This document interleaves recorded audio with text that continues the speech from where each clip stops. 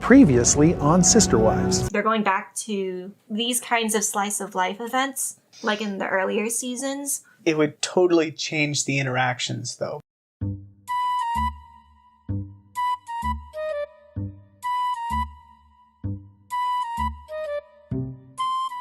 Cody, what will our show be about now that we're monogamous? That's easy. We go back to the fundamentals. What are the fundamentals? We walk around town and ask people for their opinions about monogamy. You're so smart, Cody.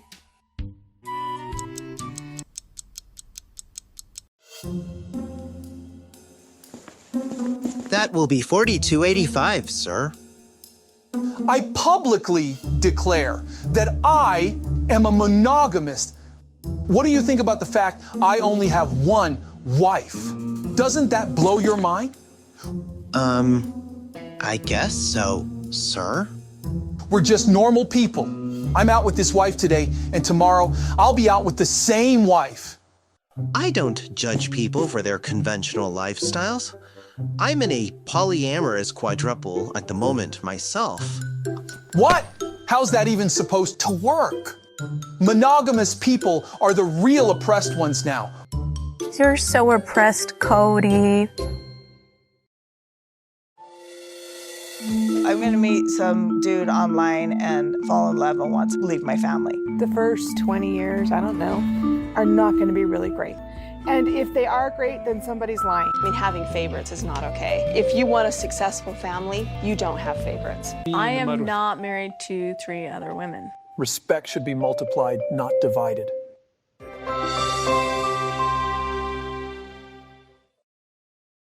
Hello, welcome back to the YouTube channel. My name is Angie, this is my husband Tim, and we are recapping from the misprinted address that was on the original invitation. I hope this isn't going to be an indication of how well the family's going to function. So, they're going to mess things up for the rest of their lives. Yes. For announcements, since I last posted, there has been a second promo trailer and news that Cody and Robyn have listed their Flagstaff house for $1.65 million. Rumor has it both of them are planning to buy an even larger mansion. Us viewers are definitely enabling their lavish lifestyle, if anyone has seen the Zillow pictures. So that's on us. Sorry. I'm thinking of that one scene from Citizen Kane, except it's Cody walking down the long hallway by himself. Oh, yeah? Yes, because what do they need anything bigger for? Because I guess they want Dayton to move back into the house instead of being on their front yard in his RV. There's enough room in that house for Dayton already. I think a podcast mentioned that there is a guest house adjacent to the actual house, so I don't know what they're using that for. I bet it's just filled with geodes. Like floor to ceiling geodes. They don't open the door because they all just come tumbling out. Geodes, invaluable artwork, sculptures, jewelry. List goes on and on. Yeah, these people are bad with money. Let's stop giving them money. I mean, I can think of 3 places that money should have gone to. And about a dozen other places that money should be going to. Oh boy. So, anyways, that's it for announcements. Let's get into the episode. Sister Wives Season 1, Episode 7, 4 Wives and Counting. That implies that there's going to be a 5th wife. I don't think they thought that one out. Yeah, it should have been 3 wives and counting. Is this a play on the 17,000 Children and Counting TV series? Is that out already? Duggars. They premiered before Sister Wives. Yeah, no, we never got that promised 5th wife. Justice for the fans. We need that 5th wife. I mean, a 2nd wife would be a really good pull as to why viewers should continue watching a show called Sister Wives. But you know Cody and Robyn aren't going to remarry. It is May 21st, 2010. the eve of Kody and Robyn's sealing/spiritual marriage. Kody tells the cameras that he is having his own plig version of a bachelor party. It's his own version because clearly Kody isn't a bachelor. He is just using this as an opportunity to spend time with his buddies, plus his 16-year-old son Logan. And Kody says he's pretty much a man. And all of us are thinking, well, he's already a dad, so... Yeah, he's already a father. Also, I don't believe that Kody has buddies. These guys are weird. Where did he pick these guys up? Yeah, Kody, as we learned from later seasons, really needs these man times to heal up and get away from all the estrogen. He then goes on to claim that he actually prefers being surrounded by women rather than men. Ooh, nice save. As long as those women are submitting to the patriarchy. His patriarchy specifically. He sees these women as an extension of himself. Yeah, it's like he's making love to himself. That's why he likes these women. Oh, they yeah. praise him and validate him. It's so true. Gross, but true. We watch these friends walk in through the door. The first of these is Brett and Ava. They will appear again in season 6. Brett is the friend Kody wrestles with in Christine's Las Vegas garage and his former mission companion, I believe. We are introduced to another friend to which Kody has to point out is a bachelor. He is none other than Robert K. And I say that because he's a fan favorite in another Sister Wives podcast. Robert goes, I'd be happy with just one normal woman, but he's got 3. I'm so flippin' jealous. Womp womp. Yeah, it's weird. To rub salt in the wound, Kody conveys to his buddy that he has a lot of single female friends who are coming to his wedding tomorrow, insinuating that he would introduce one of them to Robert. I don't think Robert's interested in any 14-year-olds looking to get married. Oh my gosh. Yeah, these people didn't even want to be on camera. I'm sure there's some bugs underneath those rocks if you just pick them up. Meaning that things look pretty normal until you see what's underneath and realize how messed up it is. That's why they don't want the cameras. None of these friends were from his faith. At least, none of the friends that were introduced to us. Maybe his AUB friends, like you said, wanted to be off camera. All of the guys then leave in the Tahoe to go hang out somewhere else. This outing is not filmed for us to see. I don't believe that it occurred. They just went around the block, came back. Why, you don't think they went to a Dave & Buster's? Because if they did, they would have filmed it. Yeah, probably. Or maybe they just went to a Red Robin, just got dinner. Maybe they did film it, but it was just so depressing that they didn't choose to air it. Because Logan goes, oh, they gossip worse than anything I've ever seen. And fast forward to more recent seasons when Kody says that he hates all of his talking, gossiping, rumor mill wives and children. Like, they got it from someone. Yes, every, what's the phrase? Every accusation is a confession. Mm-hmm. Speaking of events not shown, we segue to what's going on at Robyn's rental. She explains that during the time Kody had a guy's night out, Robyn had her own version of a bridal party.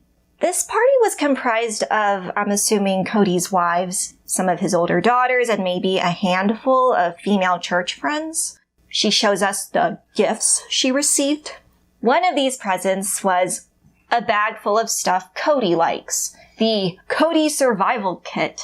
The contents of this bag are celery, salt, starch spray, hand sanitizer, something that looks like sunscreen, a box of Q-tips, and a small beach towel. I think the beach towel's for his hair. Yes, because we know even this early on he had a very tumultuous love affair with what was left of his hair. You know, the sunscreen was probably hair product. Oh, okay. Yeah, that makes more sense. We learn that Kody is always snacking on celery. I equate those who eat a lot of celery as people that want to lose weight. Because celery is just pure fiber, you lose more calories from just digesting it and chewing it. That is, if you're not pairing it with ranch or some other dressing. It also tastes terrible, but you know, you can crucify me over that. I like celery with ranch, but I think Cody eats it raw. Yeah. Sorry, random thought. Another tidbit we learned is that Cody has no tolerance for spice so much as to hate the most basic of black pepper. Robyn served him eggs topped with this flavorant and was met with disappointment. He said to her, "Christine will show you how to make my eggs." Suck it up and eat the damn eggs, Cody. God. What are you, the Sun King? You're the King of France? No, these eggs are unacceptable. My fourth wife brought me eggs not in the manner to which I am accustomed. Oh, it's like fudge, you, Cody Brown. Because I have friends who also have no tolerance for any sort of spice, but come on, man. Also, just suck it up. A woman is making you food. Accept it and be happy. You don't have to be pissy. Anyways, Robyn is not deterred by her fiancé's seemingly pissy personality. High maintenance. She justifies this by saying Cody meets everyone's high demand expectations, so the trade-off is totally worth it. Yes, the high expectation of not being able to tuck in his own kids at night. What bothered me about Robyn's praise in this moment is that she does not know the specifics of her own sister wives' marriages. But like always, she's the polygamy expert and the Brown family expert. I mean, in all fairness, it's entirely possible that they're just lying to her. I mean, she does say that in current season. She goes, "Was I tricked into thinking this was a perfect family?" Yeah, I think she might have. Because, as we learn later, Cody has complaints about tucking in Christine's kids, but then Robyn outright asked Cody to snuggle with her kids. I think this was in the episode where it was Dayton's 14th birthday, and that was when Cody's like, I think he's too big to snuggle.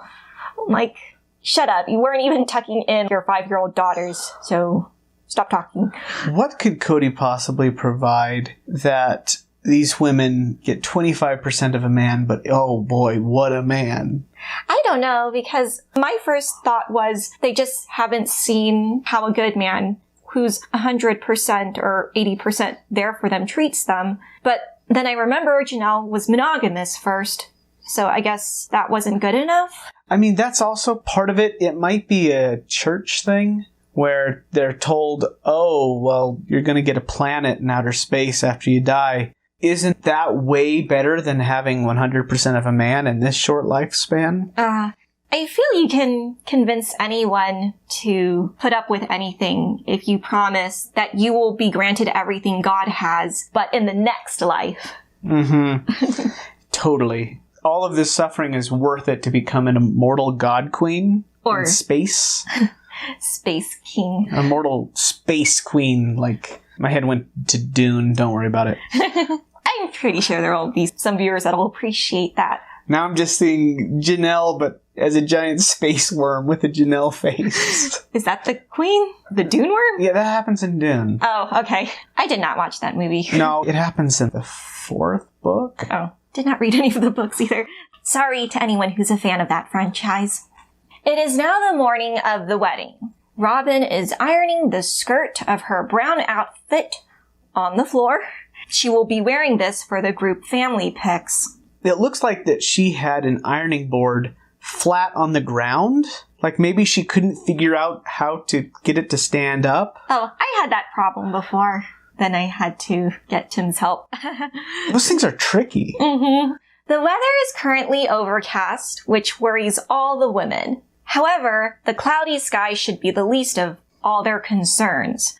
Robyn tells us there was a misprint on the actual wedding invitation. And I was thinking, how did no one catch that mistake? I mean, a small mistake like that is a huge problem. It was way in the wrong place. Like, way in the wrong place. It wasn't next door or in another part of the same part of the city. It was in a residential district. I think they handled it in a way that was at least partially effective. At least Cody was making himself useful And, dropping off these balloons and stuff, which that's more than I would have expected from Kody. So going back to the wedding invitation, Robyn has a simple solution. She has placed paper strips of the actual address in a large jar. This jar will have a bouquet of balloons attached to it to alert any lost guests to the correct location. Again, people give them, but I think it worked. I mean, at least one family found it. During that time, I don't know how good GPS was back then.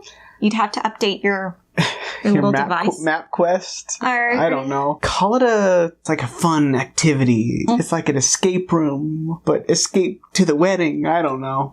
Kody comes up to the rental with Brianna and Dayton in tow, urging the two of them to shower. So that made me think Kody was dropping them off. Maybe Robyn's kids slept over at someone else's house the night before. Maybe it was part of the bridal party thing that they not be there?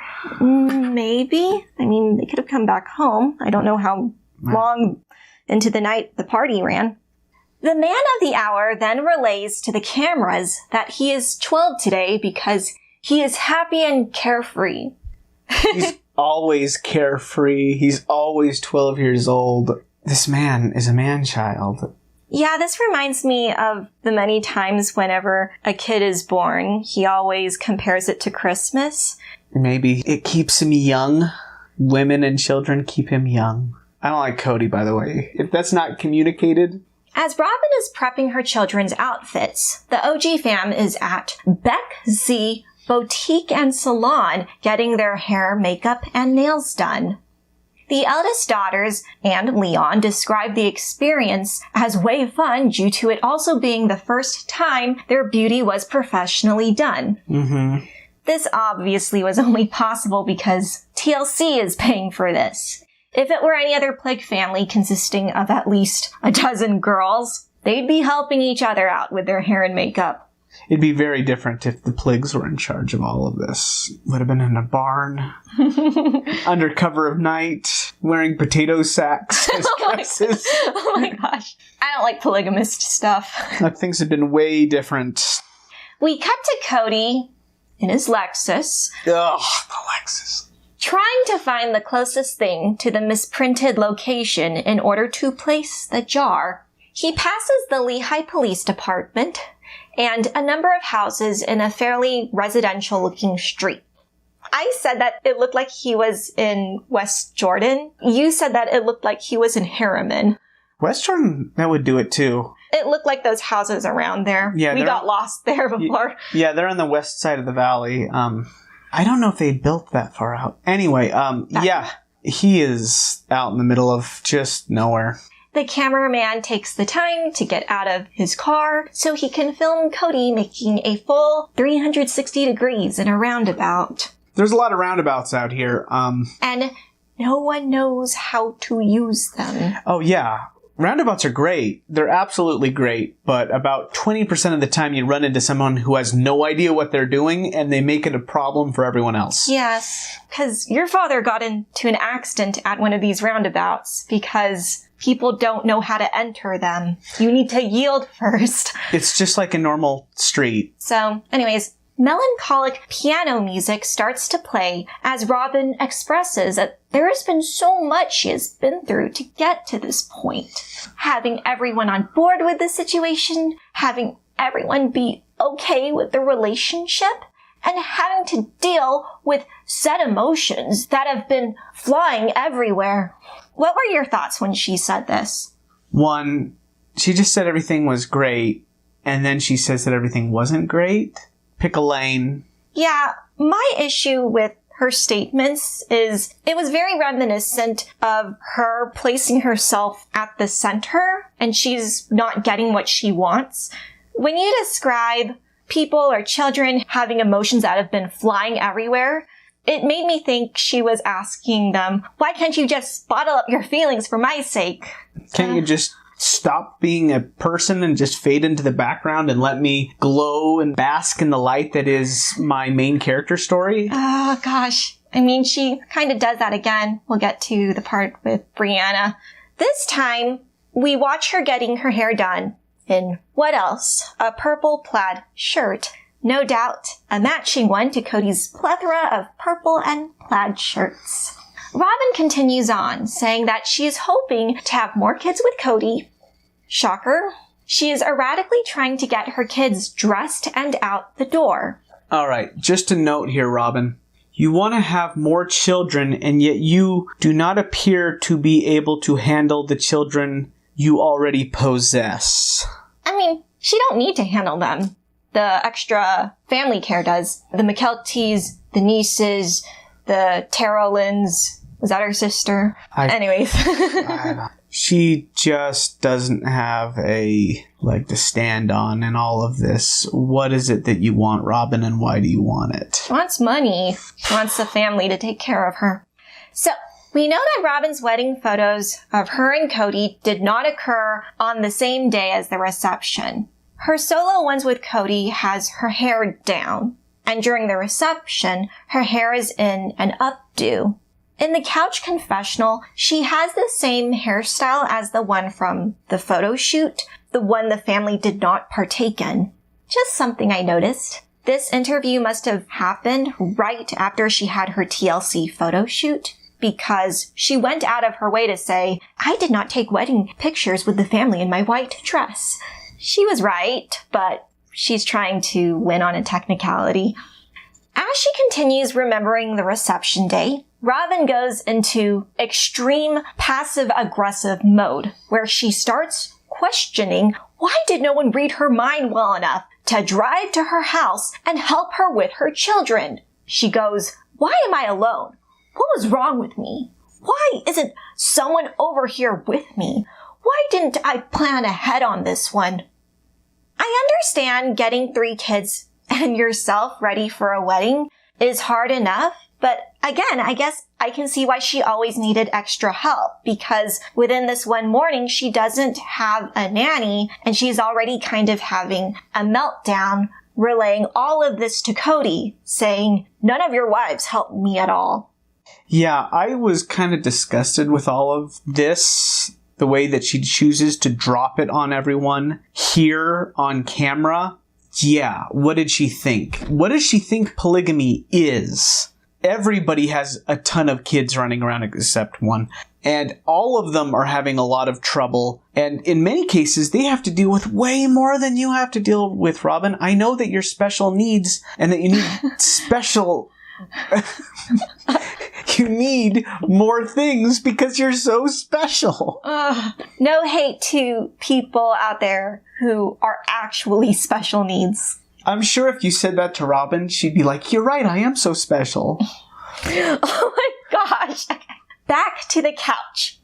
The OG3 tried to defend themselves, mentioning that they were just following Robyn's exact orders of getting dolled up at the salon. Janelle even says she would have even picked up Dayton, Aurora, and Brianna if Robyn just texted that to her, but there was no communication. Again, because she needs things, but they have to be special. They have to be thinking about her when she's not thinking about them.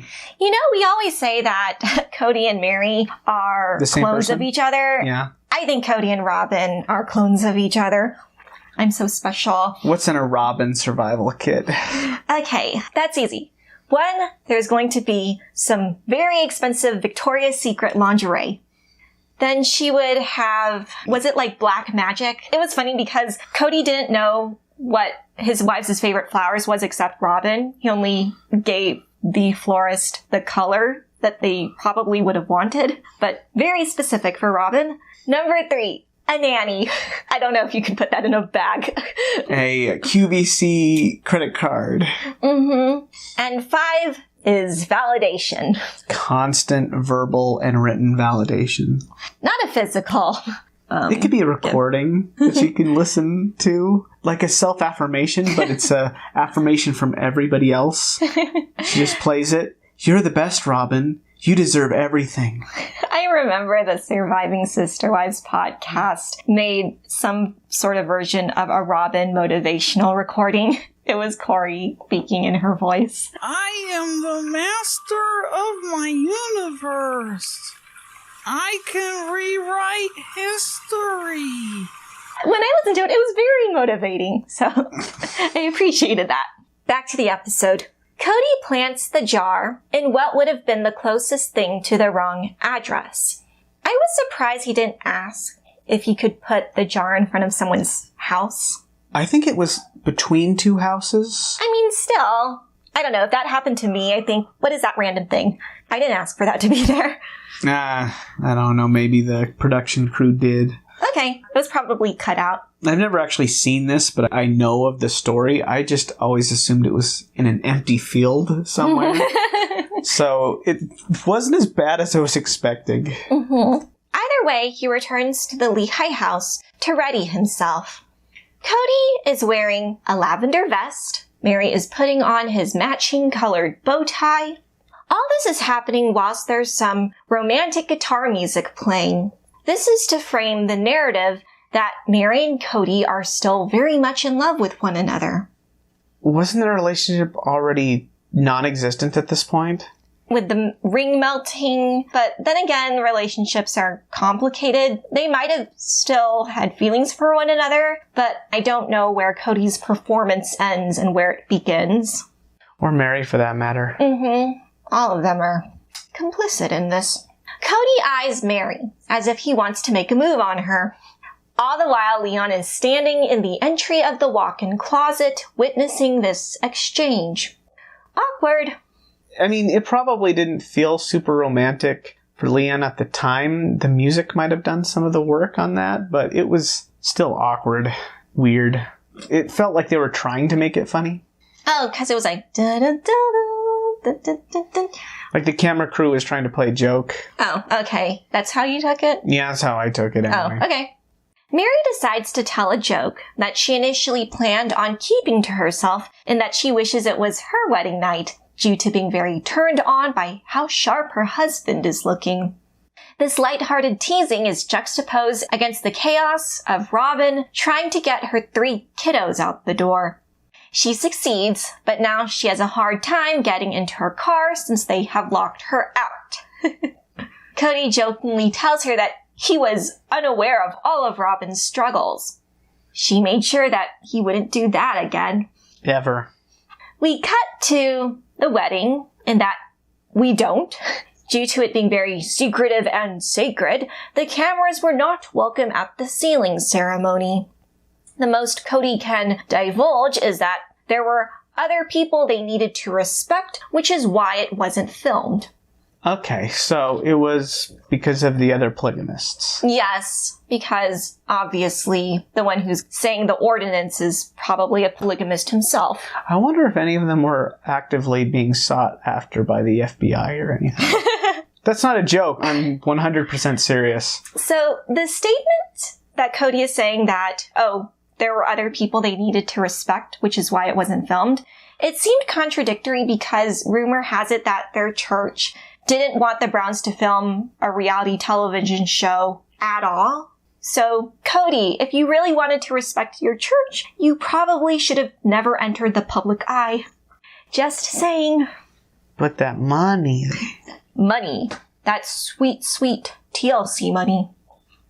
Cody tries to cheer up the audience, saying that the reception is more important anyways, since that is where everyone who wasn't invited to their sealing, which I'm guessing is like 90% of the guest list, could congratulate them. Before the party begins, the Browns take this opportunity to do a family photo shoot. I didn't think the color scheme fit very well. The younger kids, and just Cody for some reason, wore a lilac purple, and everyone else wore medium brown or a dark purple. And like, why did Cody wear the same color that the younger kids were wearing? All the little kids are wearing the same thing, and you're like, yeah, except for Cody. And I'm like, my statement still stands. Yes. Back to the color scheme. I feel they should have went with more pastel colors and omit brown if they were dead set on keeping Cody's favorite color, purple. It was an awkward color scheme. It was too neutral. Yeah, brown and lavender don't stand on their own. They need a more saturated color. That's what I was thinking. Mary makes it a point to say that Robyn isn't wearing her wedding dress at the moment. A fourth, mother of the bride, brown dress was tailored so Robyn could match everyone else. Mary is labeled as a perfectionistic picture Nazi/goddess due to helping their photographer get better shots.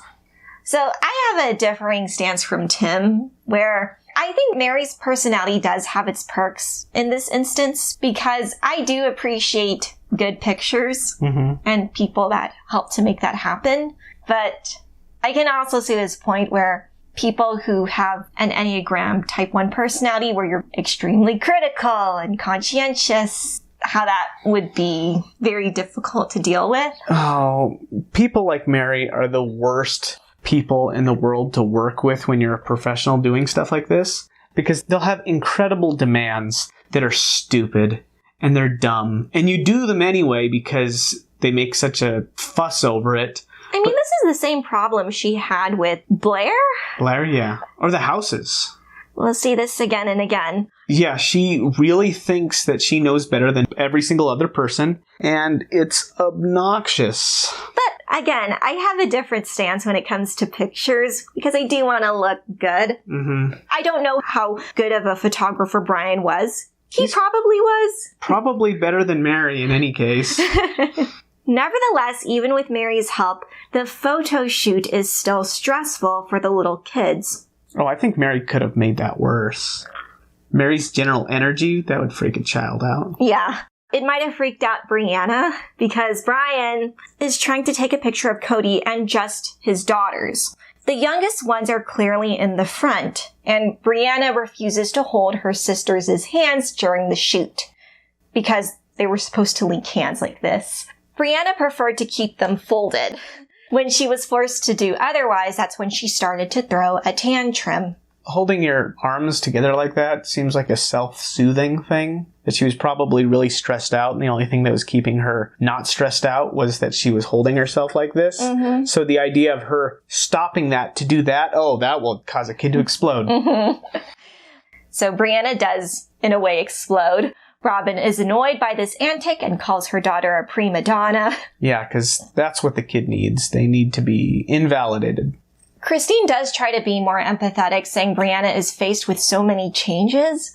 Robyn could care less, saying, but there's humongous changes almost every other day, so I can't deal with this in the long term.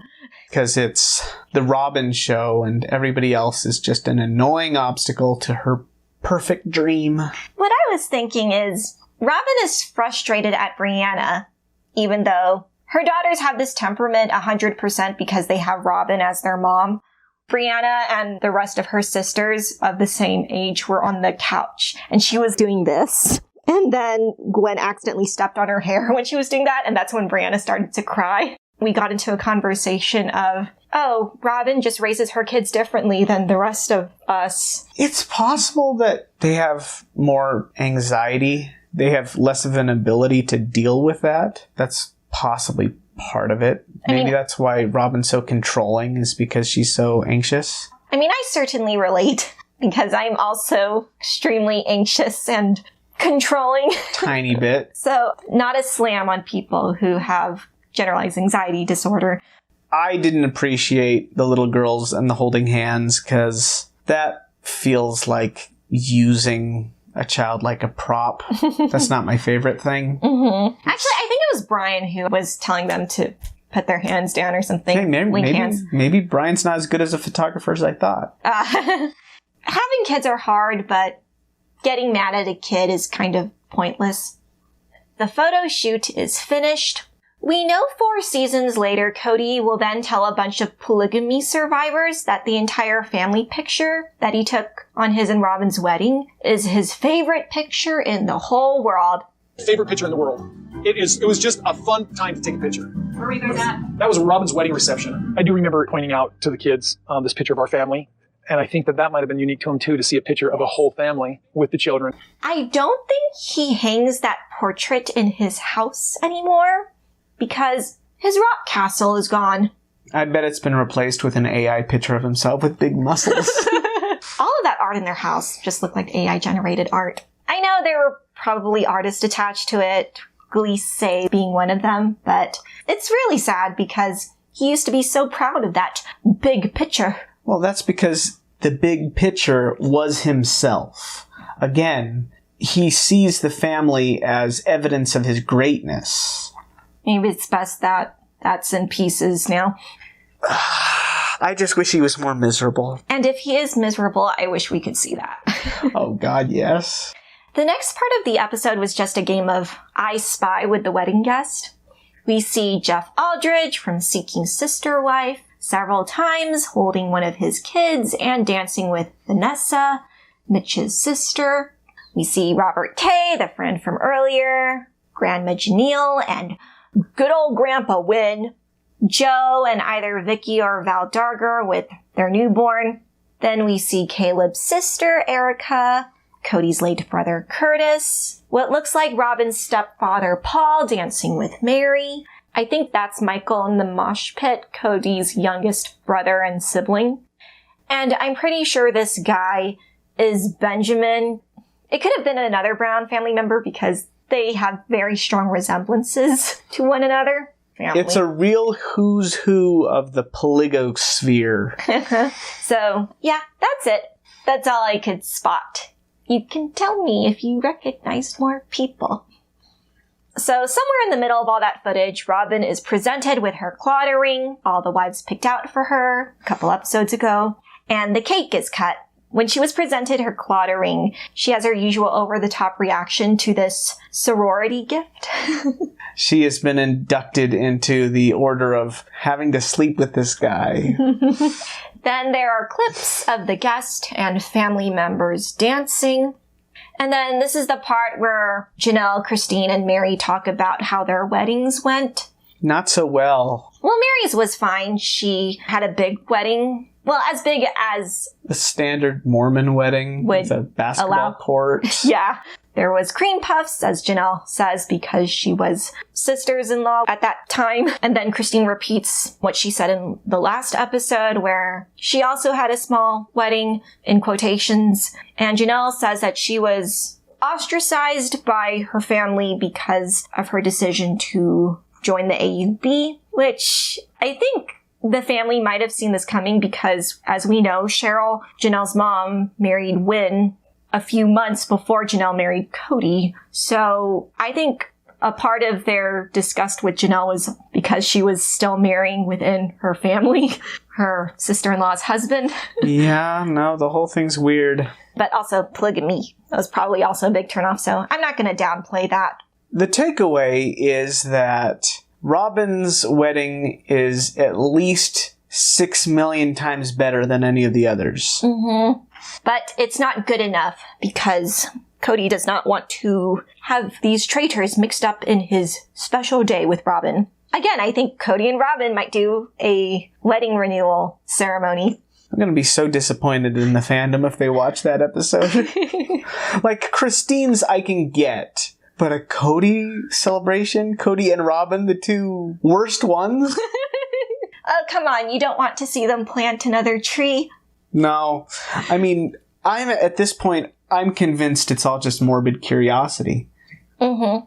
The party comes to a close. Cody then says his goodbyes to the wives that are done for the night. He drops them off at their car one by one. Mm-hmm. This is the least he can do, considering that he'll be on his honeymoon for the next week and a half.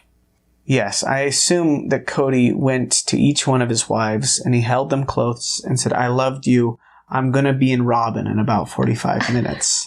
I mean, that's what everyone at a Mormon wedding reception is thinking. Everybody at every wedding is thinking that. But in this case, it's their husband.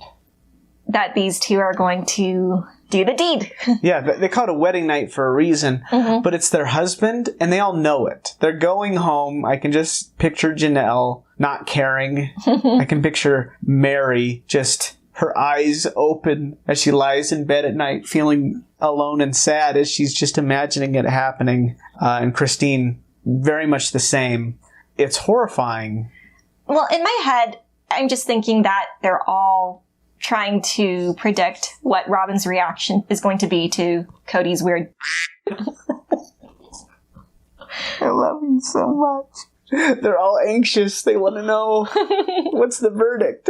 That aside, I'm just going to go straight into it. These women for this entire event keep coming up with ceremonial events that make her part of the family. We gave you a Claudia ring to make you part of the family. She said goodnight to us after the party to make us part of the family. Mm-hmm. Now she's part of the family. No, now she's part of the family. And I'm thinking maybe getting on with Cody is the real, okay, now she's in the Mm-hmm. It's a high price to have your own TV show. Just to sleep with Cody. We get the line of the episode where Christine's wish for the future is for all of them to live in one big house in their own quarters, being enriched by each other as they go forward into the future. And I'm just saying, getting her own house in a cul-de-sac certainly changed Christine's view of that real quick. Real quick. Mary claims that these women are her best friends. I mean, at this moment, she is definitely BFFs with Robyn. Not so much with Janelle and Christine. Mm-hmm. And Janelle says, I just see us going to the graduations and football games together. It was at this point you said, and I'm just going to insert the ending scene from The Last Jedi. Amazing. Every word of what you just said was wrong. So they were batting zero with that one. It's humorous almost. Well, I mean, it is extremely humorous, but it's fascinating how they were wrong on every single aspect. Because statistically, that would have been impossible, which makes me think that even in this moment, all of them knew that things were not going to go well. And so they were trying to fix it or course correct? Yeah. They were trying to vision board stuff. They're trying to manifest it. They're trying to manifest it. And that's pretty much the end of the episode. Mm-hmm. Robyn marries a 12-year-old named Cody in this episode. The wives are all miserable. We see a who's who of all the people from all the different polygamy shows, and it ends with them being so wrong with how they think this family's going to turn out. We will see you in a week around this time for the season 19 premiere. It sneaks up on you. Stay tuned for my outro. She's been working on this one. It's an AI-generated song. It's fun coming up with prompts for that. Asking AI to write you a song about Cody Brown from Sister Wives. Anyways, bye! Cody Brown's got his cowboy hat, rode into town with a smile like that. Picked up Robyn, now she's his bride. But good old love gets tricky sometimes. Mary and Janelle, they feel the strain. Christine's up next, got a fair complaint. Season 1 finale was a crazy ride. Thought it was smooth like a slip and slide. Oh, it's the polygamy blues, don't you see? Thought we all live in harmony, but it turns out life's a tangled mess with Cody and his wives. It's anyone's guess